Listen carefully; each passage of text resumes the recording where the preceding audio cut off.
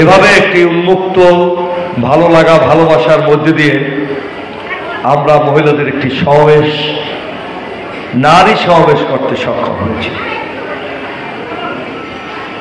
মহান আল্লাহ তাআলা 5 তারিখে ছাত্র জনতার বিপ্লব,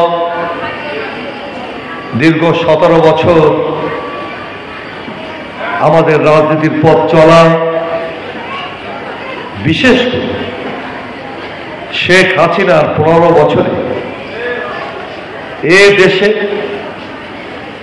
লুটের সংস্কৃতি, ভোট ডাকাতের সংস্কৃতি, অন্যায় অত্যাচারের সংস্কৃতি, মেগা প্রজেক্ট করে, মেগা লুট করে এদেশের নারী নির্যাতনের চিত্র, ভয়াবহতা, মানুষের ভোটের অধিকার, ভাতের অধিকার রহিত করার সেই 15টি বছর পতিত স্বৈরাচারের আমলে আমরা কেউই ভালো ছিলাম না, ঠিক কিনা? আপনারা ভালো ছিলেন? 15 বছর কথা বলতে পারেন না, আজকেও জোরে কথা বলেন না, অর্থাৎ আপনাদের কণ্ঠ এতভাবে স্তব্ধ করে দিয়েছে এ যেন সব জায়গায় শেখ হাসিনার ভীতি আপনাদের মধ্যে কাজ করে। আপনাদের কণ্ঠ সোচ্চার।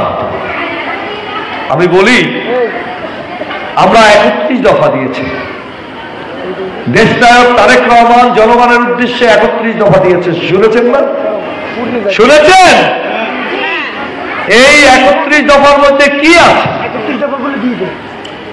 আপনাদের সামনে 31 দফা এখন হাজির করা হবে। আমি জানি না এই বিষয়গুলো আপনারা পড়েন কিনা। আপনারা যদি সোশ্যাল মিডিয়ার সাথে সম্পৃক্ত থাকে, আপনাদের যদি ফেসবুকের সাথে সম্পৃক্ত থাকে, তাহলে নিশ্চয়ই আপনারা দেখেছেন দেশনায়ক তারেক রহমান 31 দফা জনগণের সামনে হাজির।